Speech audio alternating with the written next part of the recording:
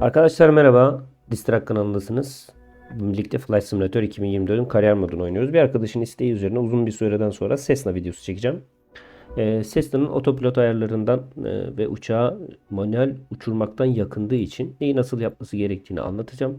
Bu arada da genel havacılık terimlerinden bahsedeceğiz birlikte. Cessna'da değil, bütün uçaklarda işinize yarayan havacılık terimlerini de bir göz atmış olacağız. Bir kargo uçuşu alalım. Uçaklarım nerede? Avrupa'da uçaklarım var. Burada Yunanistan'da bir uçağım var. Atina'dan adaya bir uçuşumuz var. Bunu alabiliriz. Alalım bunu. EFB'den şöyle bir kontrol edelim. VFR uçacağız. VFR nedir? IFR nedir? Visual Flight ve Instrumental Flight olarak düşünebilirsiniz arkadaşlar.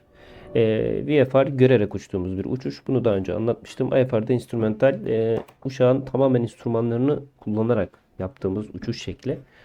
Instrumental Flight'te genelde ATC'den sürekli talimat ve direktif alırsınız. İşte şu yüksekliğe çık, şuraya alçalt, şöyle yap, böyle yap diye. VFR'da bu olmaz. Uçuş planunuza göre kendiniz görerek uçarsınız. Burada Fly Plan with ATC dersem aynı uçuşu IFR yaptırabilirim ama yapmayacağım. ATC nedir bu arada? ATC Air Traffic Controller. Yani hava trafik kontrolü. Bizim kule dediğimiz yer iletişim sağladığımız, bizim uçuşumuzu yönlendiren, hava trafiğini sağlayan kontrolcülere biz ATC diyoruz havacılıkta. Şimdilik 10.000 fitte uçacakmışız. Gayet güzel gözüküyor. Kabul edelim. Uçağımızı oraya taşıyalım ve başlayalım. Management'tan şurada dirty diyor. Wash diyelim. Yıkadık. Fuel and Payload'dan yakıt alalım. Yakıt bizim. Her zaman kullanırız. Fazla almakta bir sakınca yok. Biraz daha ağır olur uçak. Ama sıkıntı değil. Fly diyelim, başlayalım. Şimdi otopilot şöyle bir sıkıntı. Otopilotu biz yani bütün her şeyi kendi yapan, bizim yerimize uçan bir şey olarak düşünüyorsak bu yanlış. Otopilot sadece uçuşta pilotu destekleyen bir enstrümandır arkadaşlar. O da bir enstrümandır. Dolayısıyla otopilot bizim verdiğimiz talimatlara göre uçuş yapacak olsa da kontrol yine pilotta. Uçağa girdiğinizde sizin başlarda kullanacağınız en güzel şey Flight Simulator 2024'te şu uçak tuşuna basarak checklist'e gelirseniz buradan checklist'ten pre-flight, in-flight ve post-flight yani uçuş öncesi, uçuş sırası ve uçuş sonrası checklistlerinizi yapacak olduklarınızı burada görebilirsiniz. Skype G1000 uçuruyoruz biz. Şimdi burada örnek veriyorum. Bir tane göstereceğim. Ben bunları artık bildiğim için yapmıyorum ama siz başlarda bunları uygularsanız neyin nerede olduğunu görmüş olursunuz. Mesela before starting the engine diyelim. Diyor ki elektriksel ekipman, Türkçe'de yazıyor bu Türkçe. Türkçe olarak kullanıyorsanız off konumunda olacak diyor. Şu göz işaretine bastığınızda bu bahsettiği elektriksel ekipmanlar neymiş gösteriyor bakın. Bunların hepsi off konumunda olacak diyor. Fuel selektör botta olacak diyor. Bakın mesela benim fuel selektörüm sol tarafta. Yani yakıt tankınız diyor botta olacak diyor. Bunu ortaya al diyor. İkisine de al diyor. Yakıt tankın Cessna da şurada. Şuradadır arkadaşlar, kanatların üzerinde sağda ve solda. İkisine de aldık şu an yakıt tankını mesela. Durum bu. Checklist'i kullanabilirsiniz. Bunu kapatalım. Benim bununla işim yok. Şimdi şu direksiyon gibi görünen şey aslında direksiyon ama yok ediyoruz biz uçakta buna. Bu bizim pitch, roll kontrolümüzü sağlıyor. Pitch ve roll nedir? Küfür ediyorum sanmayın. Yani uçakta pitch dediğimiz şuraya ben şöyle bir grafik de koyarım ya da bir animasyon koymaya çalışırım. Pitch dediğimiz uçağın yaptığı şu harekettir arkadaşlar. Roll dediğimizde bu harekettir.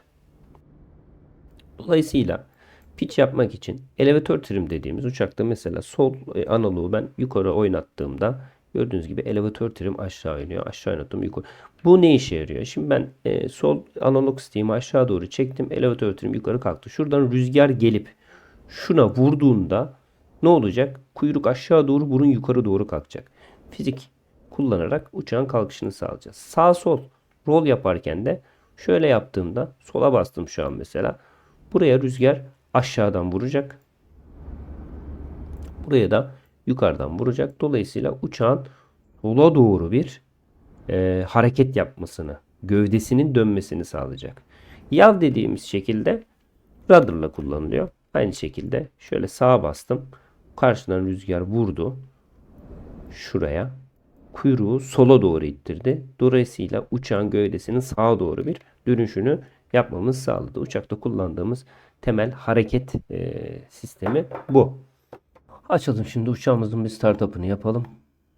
Burada G1000'de yani 172'de şu enter tuşundan ikincisini açabiliyorsunuz. Oraya flight plan geliyor. Güzel. Şu mixture dediğimiz yakıt karışımını buna %20-25 civarında getiriyorsunuz. Beacon lambamız açık olacak. Landing lambamız açık olacak. Navigation strobe açık olacak. Taksi lambasını açmıyorum gündüz diye.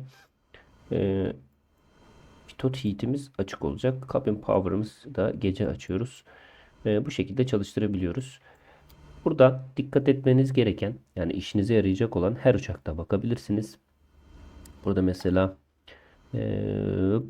normal take-off'ta size şunu gösterir. 70-80 knot arasında kalkış yapacaksın diyor. Flaplar 0 ile 10 derece arasında olacak diyor. Throttle diyor. Full de olacak diyor.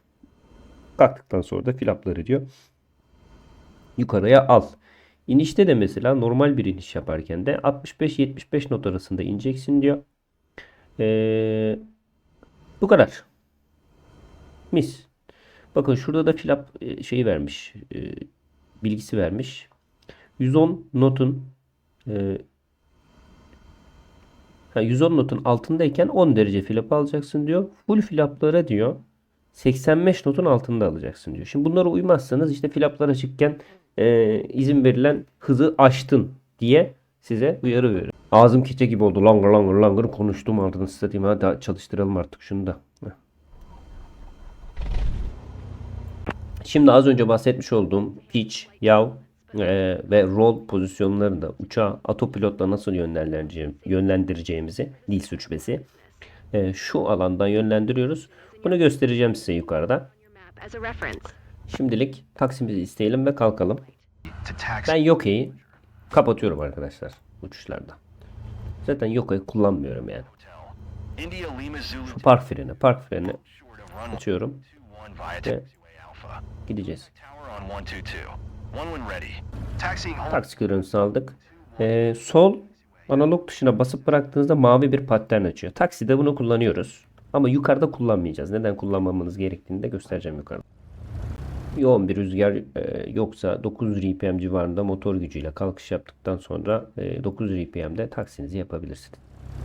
Çok hızlı gitmememiz gerekiyor. İzin verilen taksi hızını aştın der. Hold short noktasına geleyim. Videoya devam edelim. Hold short noktası da kalkış yapacağımız pistin başında durduğumuz, kalkış izni istediğimiz ve son ayarlamaları yaptığımız nokta. Geldik o noktaya. Şimdi şurada duracağım ve kalkış izni isteyeceğim.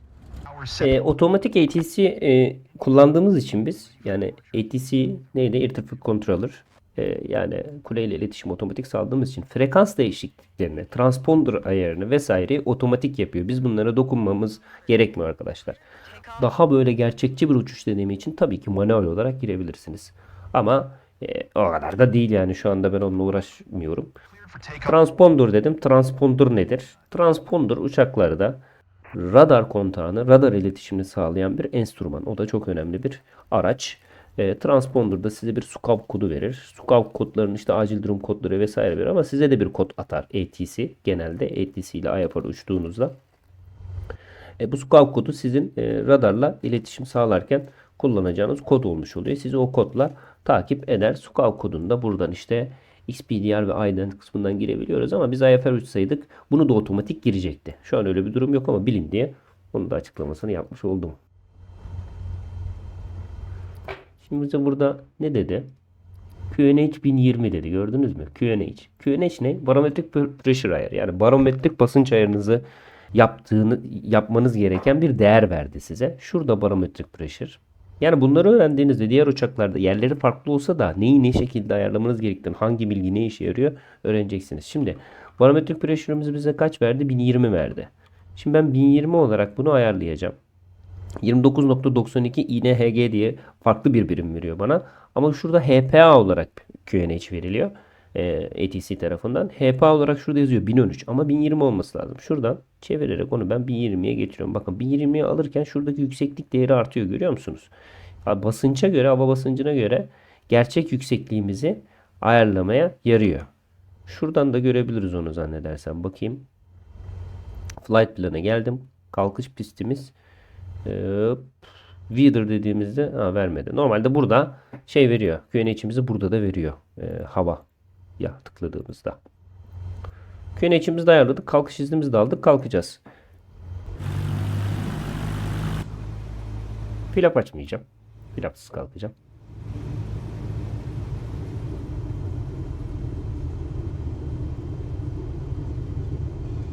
Bu arada flap ne? Flap da şu arkadaşlar. Uçaklarda şöyle küçük kanatçıklar var. Bakın açayım şimdi mesela full flap'ı aldım. Böyle indi aşağı, gördünüz mü? Şimdi flapları kapatıyorum, yukarı aldım. Kalkarken bize kalkışı daha seri, hızlı yapmamızı sağlıyor. Çünkü rüzgar fiziğini hatırlayın. Dolayısıyla inerken de aynı şekilde speed kontrol, yani hız kontrolümüzü sağlamamızı ve uçağın havada daha rahat asılı kalmasını sağlayan bir görev üstleniyor. Şimdi full gaz vererek çıkacağım. Şunu şimdi kapatmıyorum. Yukarıdayken neden kapatacağımızı söyleyeceğim size.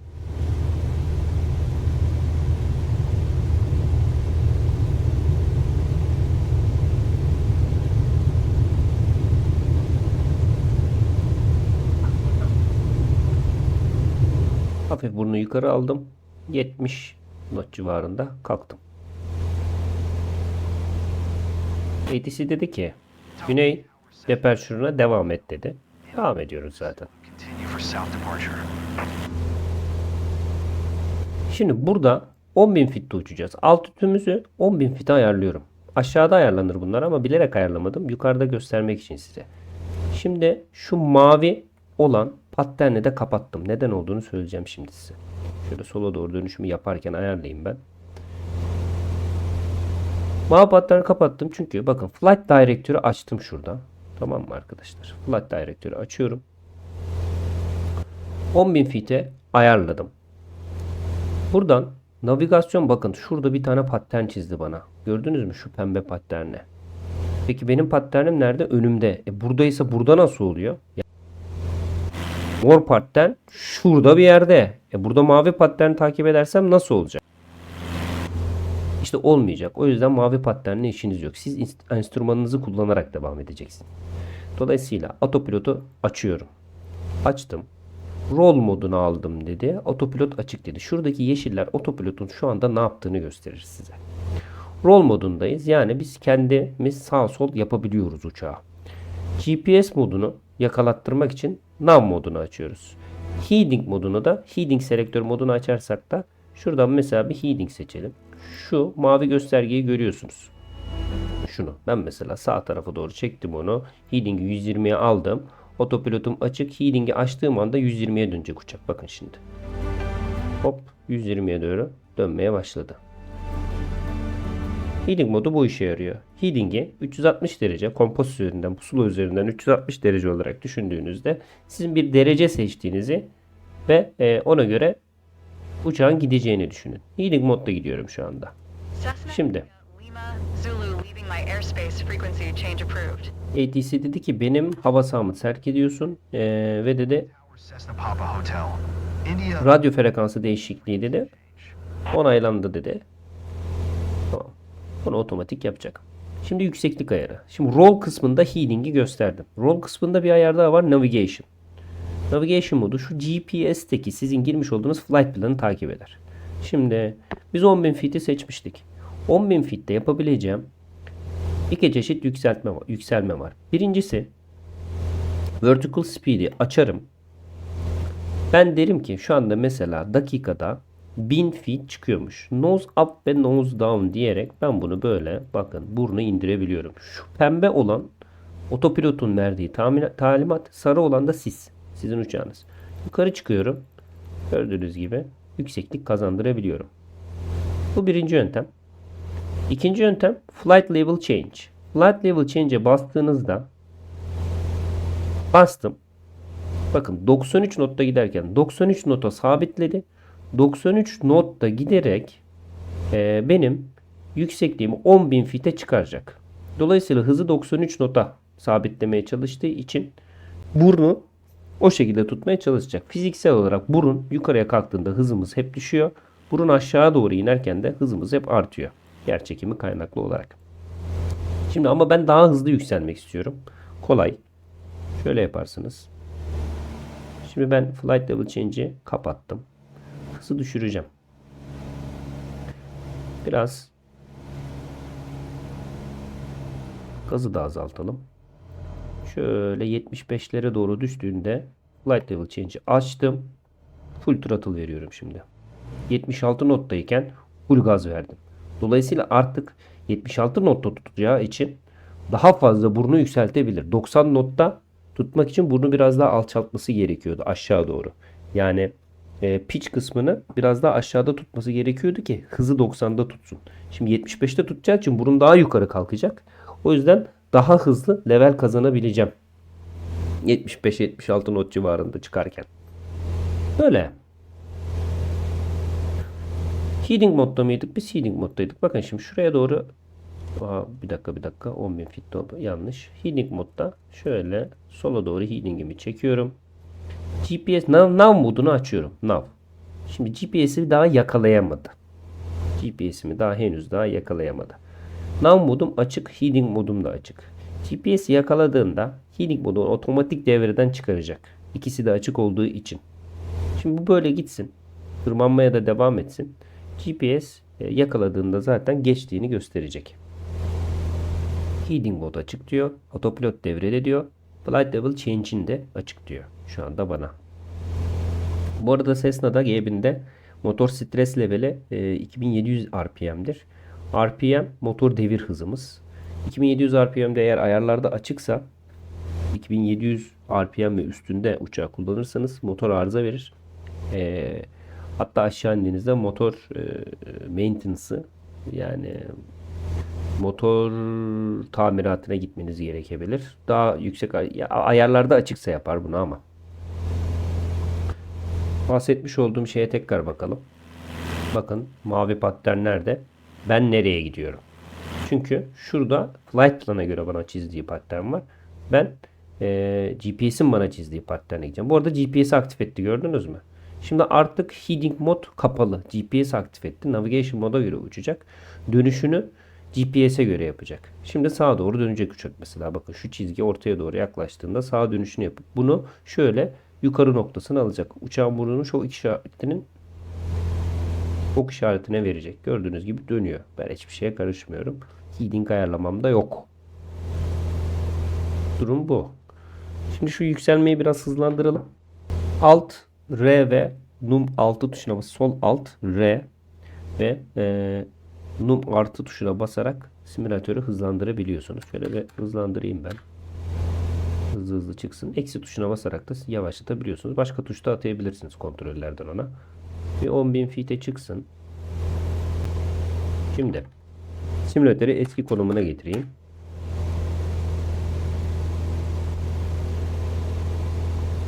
Doğru mu?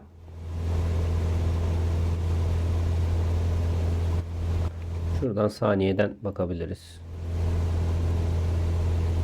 1 2 saniye doğru. Tamam. Simülatörü hızlandırdığımızda bu da saniyede aynı şekilde hızlı şekilde geçmeye başlıyor arkadaşlar.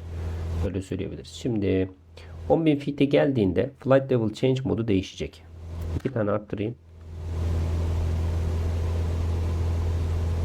10.000'e geliyorum diye işaret veriyor bakın.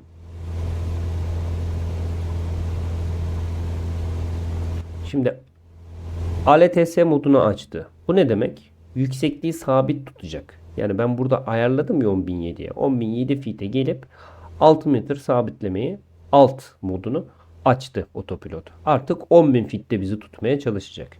Şimdi 10.000 feet'e çıktık. Buna cruise denir. Yani uçuşunuzu kaç feet'te yapacaksanız o yüksekliğe çıktığınızda cruise'a çıkmış olursunuz. Cruise'da biz Cessna'nın uçuş cruise motor RPM'i 2300-2400 arasıdır. O yüzden gazımı çekiyorum.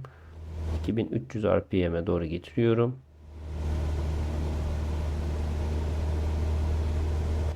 Daha ekonomik olsun diye, yakıt da çok yatmasın diye şunu da şöyle %70 civarına getireyim. 60'a da getirebilirim. Bu şekilde artık cruise'dayız. Çayınızı kahvenizi alıp manzaranızı izleyebilirsiniz. Ben bir 5 dakika falan izliyorum. Şuradan özellikle. Burada deniz manzarası var da şöyle. Yeri de izleyebilirsiniz. Sonrasında simülatörü hızlandırıyorum ve descent'e geçiyorum. Descent dediğimizde alçalma. Şu ana kadar söylediklerimi gözden geçirecek olursam. Bir, otopilotu açıp kapatmayı gösterdim. AP. 2. Flight Director ne işe yarıyor? Bakın burada bir pattern açıyor. Onu gösterdim size. Ve şu mor olan ok işaretini açıyor. Otopilotun yapmaya çalıştığı şeyi gösteren olay Flight Director'dur. Heading Mode buradan heading'de sağa sola çekerek 360 derece üzerinden uçağın kafasının nerede olmasını, nereye bakması gerektiğini ayarlayabildiğiniz mod. Navigation Mode flight plan'a göre GPS'teki yolu takip edeceği moddur. GPS'i yakalattığınızda, buna bastığınızda kendisi şu pattern takip ederek gitmesi, flight planındaki gitmesi gereken noktaya kadar gider. Vertical Navigation Mode burada kullanmıyoruz ama flight planında varsa instrumental uçuyorsak hangi noktada, hangi yükseklikte olması gerektiğini ayarlayan bir moddur. Buna bastığınızda ona göre işte top of descent noktası yani alçalma noktasını, yükseldiği noktayı bilerek hangi noktada hangi yükseklikte olması gerektiğini ayarlar ve uçağı ona göre yüksekliğini takip ettirir. Jet uçaklarında kullanıyoruz bunu. Altitude Hold Mode şu anda açık. Niye? Çünkü biz 10.000 fite ayarladık. 10.000 fite geldi ve Altitude modu açtı. Approach Mode inerken kullanacağız. Vertical Speed Mode az önce gösterdim. Buna basıp nose up, nose down diyerek dakikada kaç feet yükselmeniz gerektiğini ayarlayabilirsiniz. Flight Change modda bastığınızda mevcutta bulunan hızı sabit tutarak yükselme ve alçalmaya yarar. Auto Thrust yok bu uçakta. Biz gazı kendimiz ayarlıyoruz. Auto Thrust olsaydı arkadaşlar Flight Level Change'i biz istediğimiz hızı uçağın autopilotuna girerek şu hızda Flight Level Change yap diyebilirdik. Mesela ben 85 knotta giderken bu jet enstrümanlarına sahip bir uçak olsa ya da auto thrust'ı olan farklı bir uçak olsaydı turboproplarda var o mesela. Şeyi biz throttle'ı otomatik otopilot kendi ayarlayabiliyor gazı. Dolayısıyla ben onu mesela 85 ile giderken 120 knotta 5000 fite in talimatı girebilirdim. Bunda öyle bir şey yok. Dolayısıyla Flight Level Change bastığınız andaki hızı baz alır. Evet yine ağzım keçe gibi oldu. Longur longur konuşuyorum. Şu ana kadar anlatacaklarım bu kadar. Şimdi ben uçuş şöyle bir devam etsin. 40 mil kala şey yaparım. İniş ayarlamalarını size gösteririm. 1 saat 3 dakika diyor. Tabii ki öyle bir şey yapmayacağım. Ben hızlandıracağım. İnişte görüşürüz.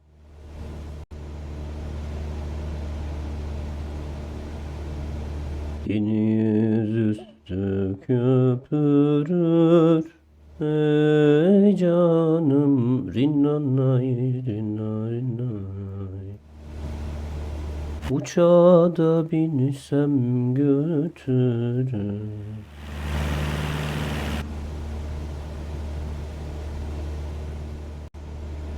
Yaklaşık 40 mil kaldı.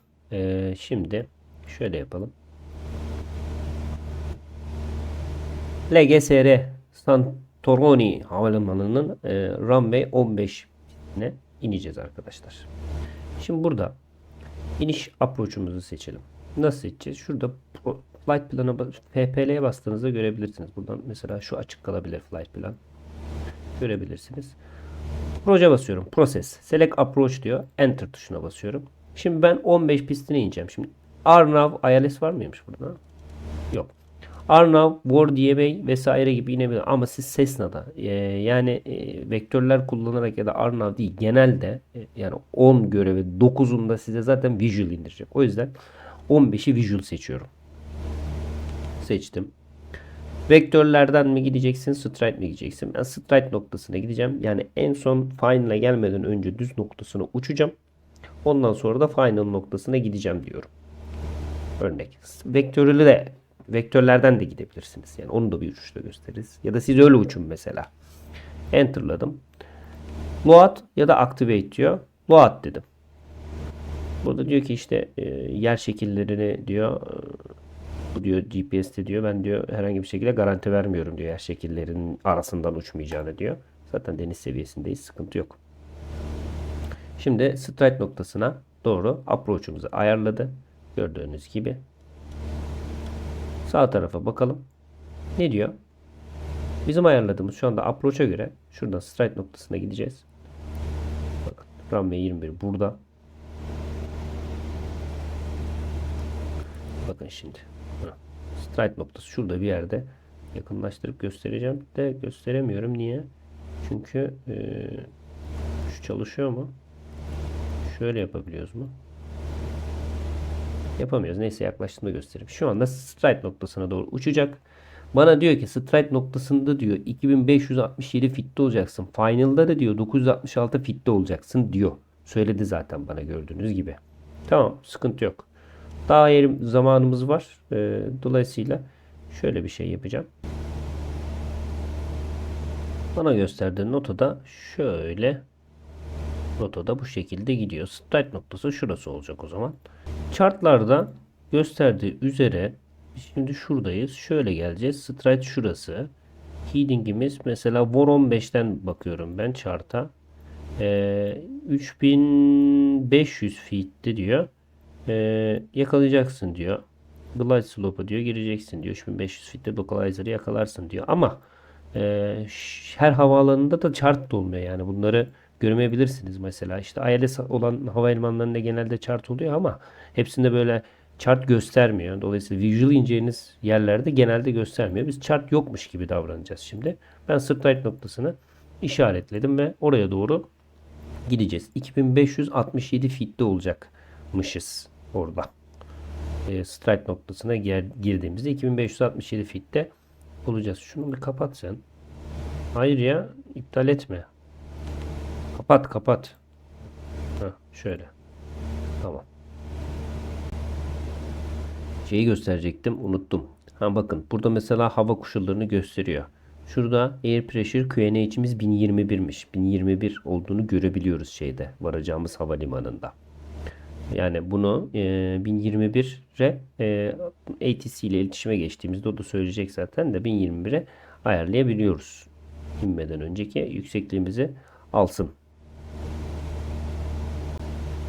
Şimdi buradan sağ tarafta baktığımızda arkadaşlar şurada gördüğünüz gibi top of descent diyor. Top of descent noktasında alçalmaya geçeceğiz. TOD yani top of descent noktasına geldik. Dolayısıyla ben 2561 feet'e şurada 3630 feet'te olacaksın diyor. Şöyle bir dönüş yaptıracak bize. Ondan sonra da iniş yaptıracak. 3600 feet'e ayarlayalım.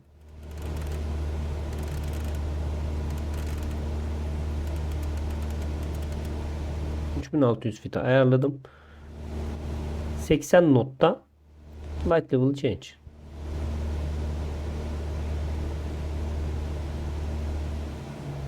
Gazı kestim. Tamamen kestim. Dolayısıyla burnu daha çok aşağı indirsin. Şu anda artık irtifa kaybetmeye başladık. 20 milimiz var. Yaklaşık 12 dakika diyor. Yüksekliğimiz 10.000 feet'ti. Dakikada 1000 feet kaybediyoruz. Dolayısıyla gayet yeterli bir şekilde böyle alçalacak.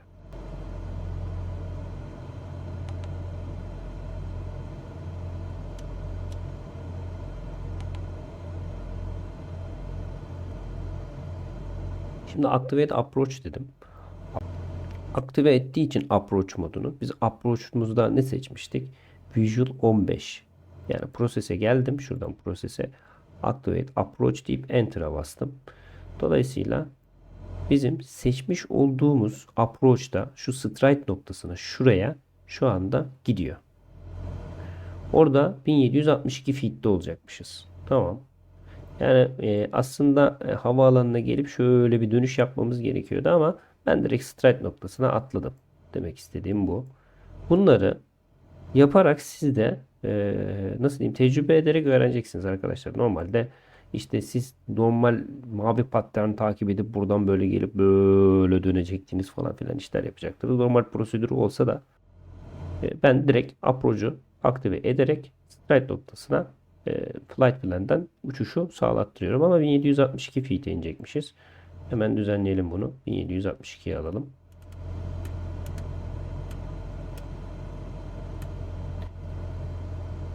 Tamam, 1800 olsun ya. 950 olmadı bu. Dolayısıyla flight level change'i kapatıp vertical speed'i açıp 1800 insin dakikada. Kaç dakikamız var? 6 dakikamız var. Yeterli. Gaz tamamen kesik. Şunu fullleyelim. Yani 98-99 notla iniş yapıyor. Gayet iyi. Burada gördüğünüz gibi approach modunu aktif ettim diye G diye bir şey açıldı. Bakın G. Bu glide slope arkadaşlar. Yani havaalanına yani daha doğrusu piste sizi ortalayan, hangi yükseklikte hangi hızda olduğunuzu, hangi konumda olduğunuzu size belirten bir sistem. Glide slope. Onunla inişimizi yapıyoruz genelde. Pistimiz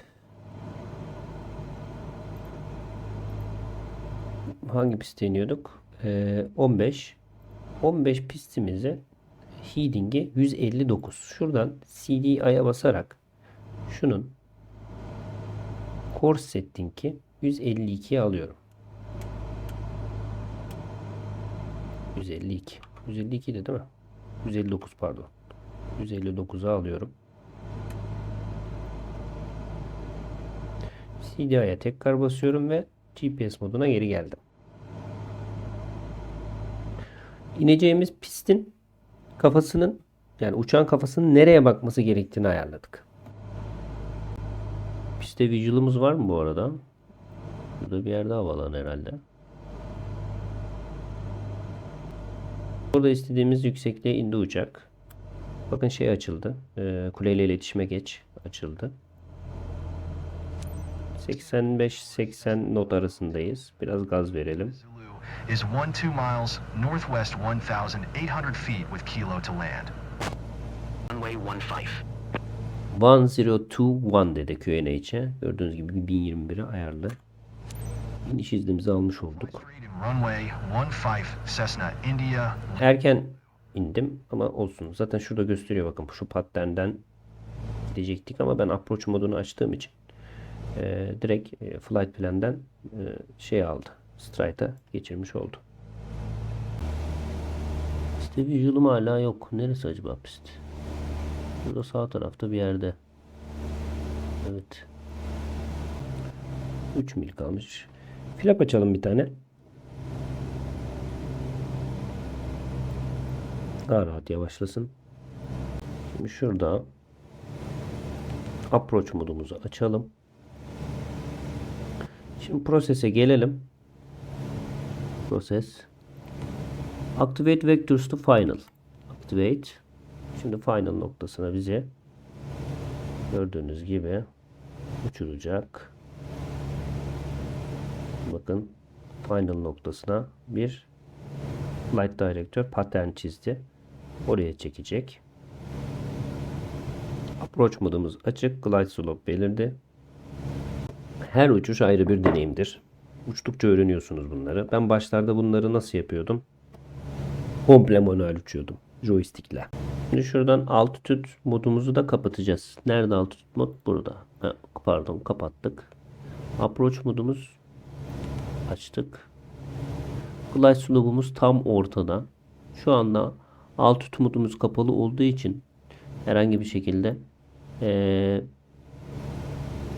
yükseklikte tutmaya çalışmayacak. Glide slope'da devam ediyoruz.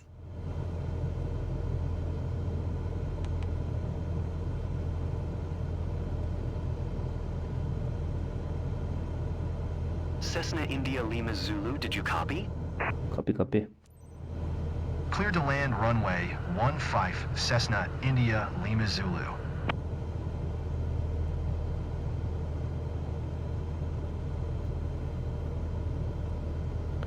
Arkadaşlar gördüğünüz gibi glide slope'ta bizi tutmaya çalışıyor uçak.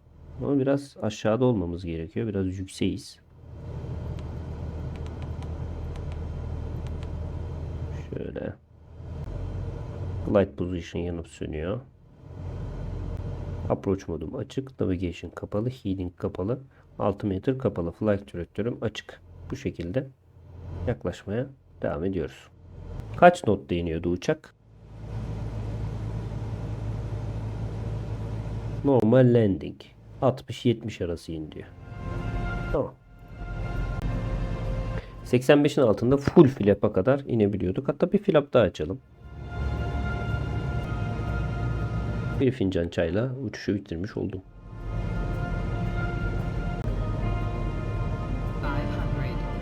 500 dedim. Normalde ben 500 feet dediğinde bütün kontrolü alırım. Biraz daha gitsin. Şimdi otopilotu komple devreden çıkarıyorum. Off dedim. Otopilot devreden çıktı. Şu an uçağın kontrolü komple bende. Gazı da komple kestik. Bu şekilde inişimizi yapacağız.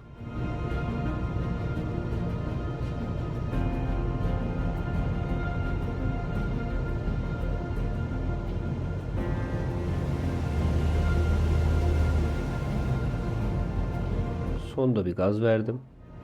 Çok yavaşlıyor gibime geldi. Evet.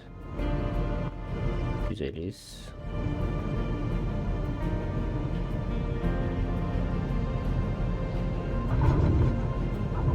Mis gibi.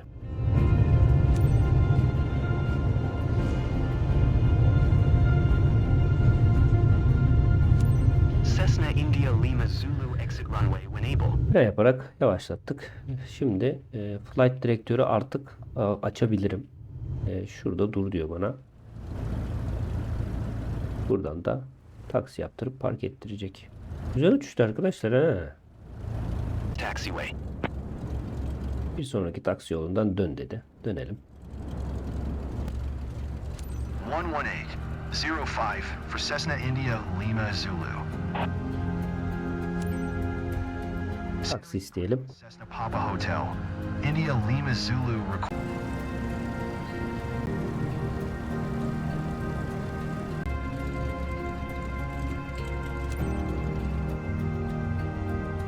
Park frenlerini açalım. Görevi tamamlamak için yakıtı kestiğinizde motor duruyor ve görev tamamlanmış oluyor. Başka bir şey yapmanıza da gerek kalmıyor. Kapanış prosedürlerini uygulamadan direkt görevi tamamlamış oluyorsunuz. Güzel bir uçuştu he. Airline Procedures %75 vermiş. Neyi kaçırdık acaba? Bu uçukta her şey perfect gitti dedi. %100 verdi. Çok güzel. Neyi atladık burada? Taksi speed'i falan mı açtık? Ne yaptık yani? Neyse. Es vermesini bekliyordum ama. Peki. Güzel bir uçuştu arkadaşlar. Havacılık terimlerine az para verdi ama kısa uçuştu zaten. Havacılık terimlerini bir güzel üstünden geçmiş olduk. Uçağın enstrümanlarını anlatmış oldum. İşte uçağın temel hareket varyasyonlarını, autopilotun ne yaptığını, GPS modelini ve inişte uçağı alignlamayı, pistte hepsini göstermiş olduk. İşinize yarar diye düşünüyorum. Cessna kullanmayı, yani direkt ben Boeing kullanacağım, Airbus kullanacağım yapmayın. Cessna'da G1000'de havacılık, sanal havacılık adına birçok şeyi öğrenmiş oluyorsunuz. Yine ağzım keçe gibi oldu. Yeter artık, ben gülüyorum. Kendinize iyi bakın. Bu arada abone olmayı unutmayın. Kanal yeni. Açıldığından bugüne olan süresine göre kanalın abone sayısı fena değil ama izlenmeleri ben görüyorum. Genelde izleniyor video ama abone olunmuyor. Abone ol butonu ücretsiz arkadaşlar. Çekinmeden basabilirsiniz yani. Tekrar teşekkür ediyorum. Görüşmek üzere. Hoşça kalın.